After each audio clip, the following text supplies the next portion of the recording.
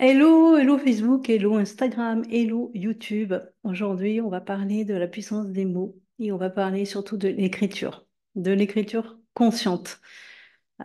Pourquoi? Parce que déjà en tant qu'auteur, j'ai 5 livres aujourd'hui qui existent sur toutes les plateformes de vente, en format numérique et en format papier. Et j'ai remarqué une chose, en fait, quand j'ai écrit, notamment quand j'ai écrit l'émission pour Victoire, puisque les deux autres, en fait, les deux autres livres sont des témoignages, un sur le deuil périnatal et un sur le HPI, enfin le harcèlement. Donc, du coup, des livres témoignages, ben voilà, en fait, j'ai partagé mon parcours. Mais par contre, les missions de Victoire sont des livres, on va dire, qui sont classés en science-fiction.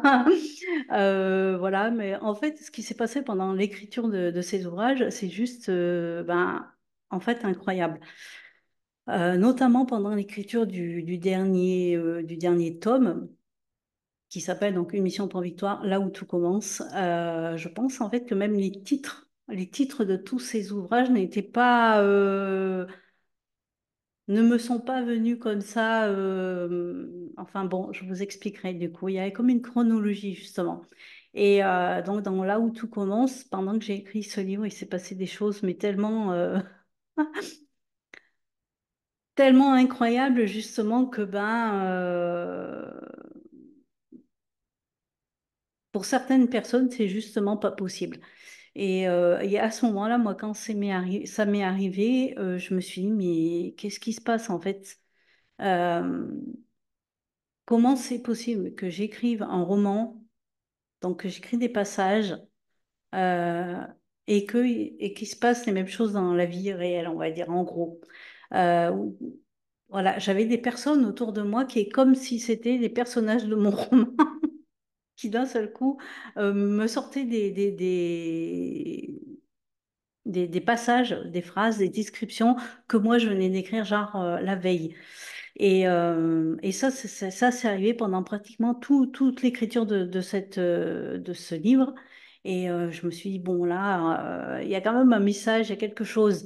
Et j'avais déjà, de toute façon, un peu développé ce truc ésotérique de me dire euh, que la réalité physique extérieure, tridimensionnelle, on va dire, c'est une projection, en fait.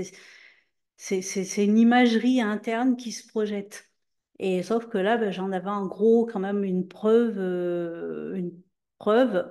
de cette croyance qui était quand même assez flippante.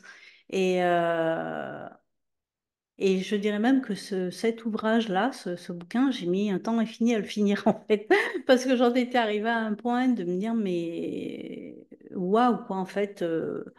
Je dois faire attention, en fait, je peux pas faire mourir les gens là, par exemple, un peu comme ça, n'importe comment. Donc, du coup, ça m'a quand même demandé, à la fin, surtout, m'a demandé de me dire, mais comment je vais finir ça, en fait? Euh, donc, bon, j'ai trouvé une fin, voilà. Est-ce qu'il y aura un tome 6 aux Missions de Victoire? Je ne sais pas. À ce jour, je ne sais pas. Euh, J'avais commencé, en effet, ça s'appelait Le Retour de Victoire.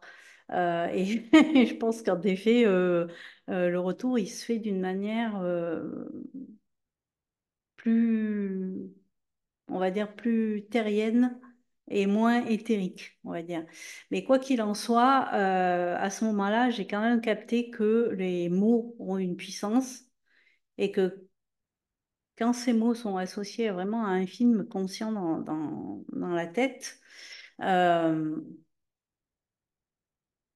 et qu'on s'y rattache vibratoirement, énergétiquement, eh ben, il se passe des choses dans la réalité. Et en fait, c'est aussi ce que la plupart des grands, alors je dirais des grands artistes ou même des personnes qui sont connues qui le font, on va dire, et même des personnes qui ne sont pas connues qui le font, on va dire, qui vont utiliser le système du journaling pour justement créer, on va dire, en quelque sorte, une forme de réalité. Alors à aujourd'hui, il y a beaucoup de personnes qui utilisent le journaling d'une manière exutoire, c'est-à-dire c'est plutôt en mode bullet journal, en mode le journal intime, en mode je suis pas bien, il se passe ici, c'est passé là, je suis au bout, tatati, tatata. Bref, c'est un truc exutoire où on vient genre déposer, on va dire, hein, ces poubelles émotionnelles. Et très souvent, ça s'arrête là. Et donc, du coup, ben, c'est déjà bien la phase exutoire. Mais le problème, c'est que quand on fait ça, on envoie en gros le message que ben, c'est ça qu'on veut vivre en fait, hein. On veut vivre encore de ça. Voilà, donc le premier passage exutoire, il est bien, mais après, logiquement, il faut passer à l'alchimie et après, il faut passer à la transcendance. Voilà, en gros, ben, on transforme le plomb en or. Le manifeste, donc, c'est un programme qui permet ça, qui permet pendant 4 semaines, moi, je vous transmets, on va dire, ben, mon expérience en tant qu'auteur. Je vous transmets comment on écrit un manifeste, comment on lui donne vie, comment on lui donne de la profondeur. Et évidemment que là, on commence du coup le 1er août en live, on va dire. On a déjà commencé, il y a déjà le J-2, il va y avoir, voilà. Euh, Évidemment que ce programme sera aussi accessible après en replay, de toute façon, quoi qu'il en soit, puisque les transmissions seront faites. Mais venez, venez si vraiment vous voulez déjà, on va dire,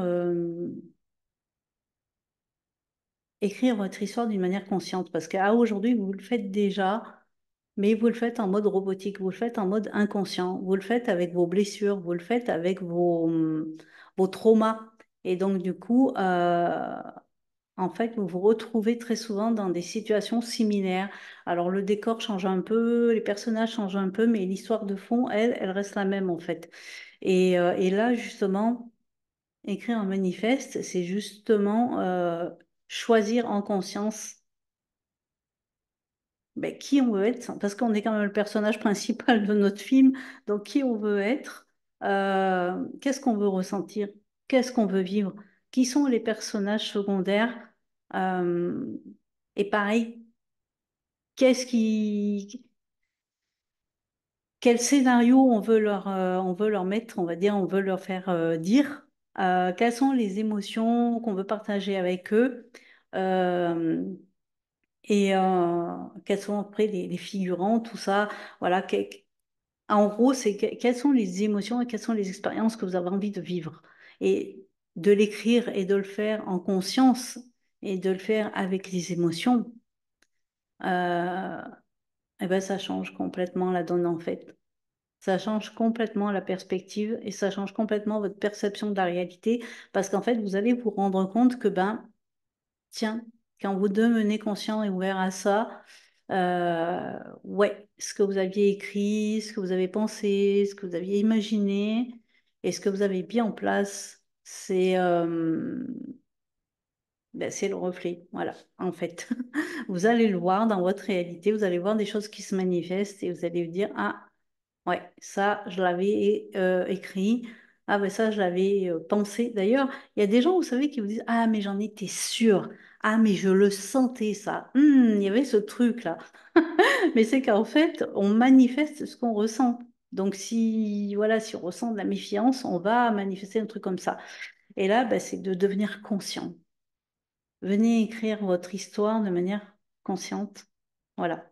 Je vous mets le lien quelque part là et je vous attends. Et je vous attends parce que bah, ça va être juste incroyable en fait. Ça va être juste incroyable.